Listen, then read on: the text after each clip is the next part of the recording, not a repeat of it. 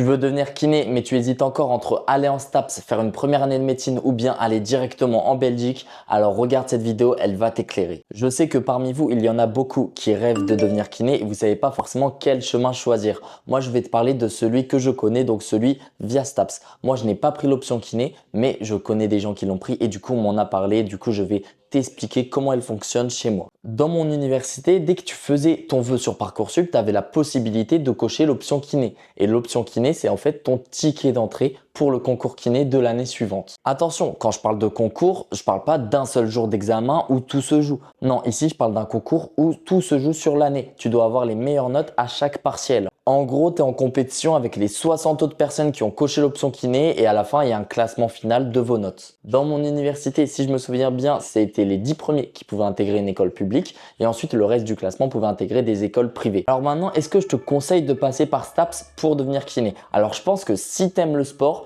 ça peut vraiment être une bonne solution. Ça te permet d'éviter une année de médecine. Tu as beaucoup plus de liberté que si tu vas en médecine, mais par contre, il faut que tu travailles par toi-même parce que sinon, tu n'arriveras pas du tout à être bien classé dans le classement final. Si tu as des questions sur l'option kiné, sur STAPS, sur Parcoursup ou sur le sport, pose-les-moi en commentaire.